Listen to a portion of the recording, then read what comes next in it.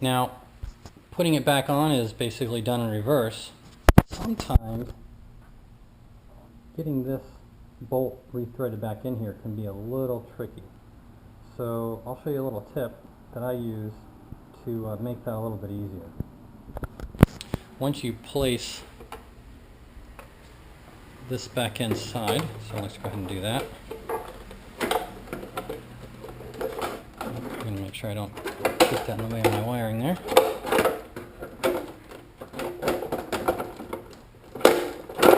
There it goes. So I'll just work this, slide that forward over that tab so that it's good.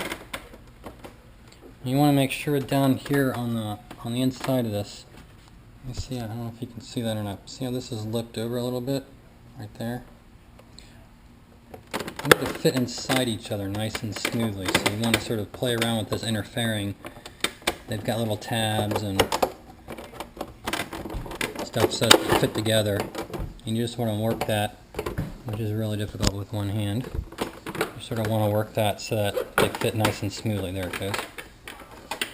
So there shouldn't be any, it should be all nice and smooth inside there when you run your finger up and around there. This little piece here, just sort of push that into place. Now this is nice and smooth. You don't want it, if it's sitting out like this, let's see if you can see that or not. If it's sitting up like this, that's not good. You want to fit this down into these fingers and mate it into this, to the other side. So it should sit like that. And then after I get that down, I just push this down right here, right about where the Velcro is. Make sure that's all nice and seated. Now, once you've got all this, I tend to put this bolt in first. I'll put this bolt right here on the front of the tank here first. The problem is sometimes it's a little difficult to get that thread started. And part of the reason is because it fits through the tank, so that it sits on top of a tab on the tank and then goes through that and into the frame. And so unless things are just perfect, the tank may cause a little bit of a misalignment and make it difficult to start that thread. So what I do is this bolt right here, and then the corresponding bolt on either side. If you loosen these two bolts up, then that provides you a lot of, the tank will actually, you can actually move the tank back and forth this way, and that will significantly allow you to sort of get the tank aligned up while you're trying to get those started. So if I have them both off, you can loosen up the tank, you can start both of them, get them threaded by moving the tank around until it drops in and gets threaded, and then once those are all tightened back up, then you can come back and just tighten that bolt up. It makes it a lot easier. Okay, so this is back in.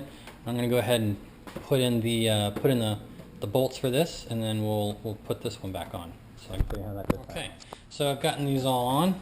So I've got this bolt back in, I've got these two back in, and I've got that one down there in.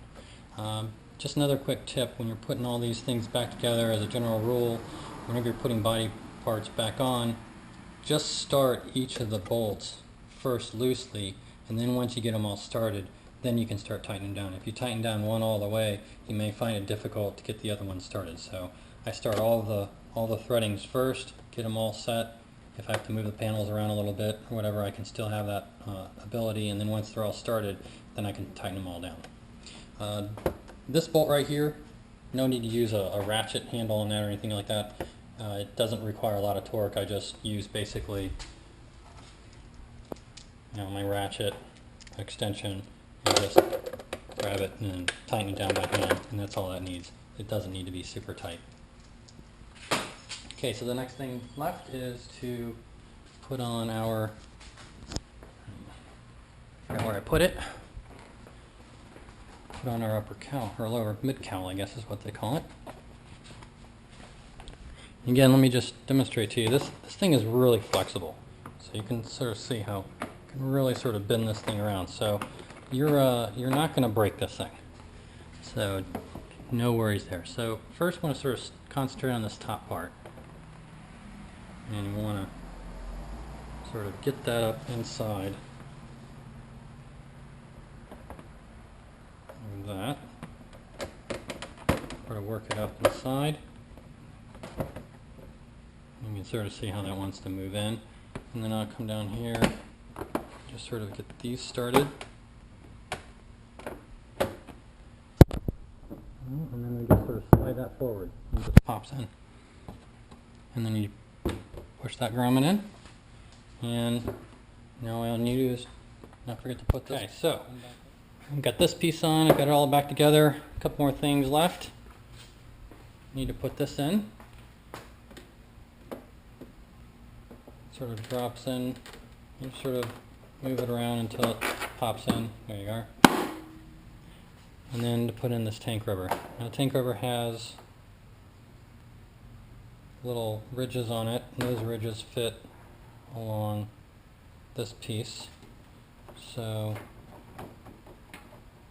you sort of work it in there.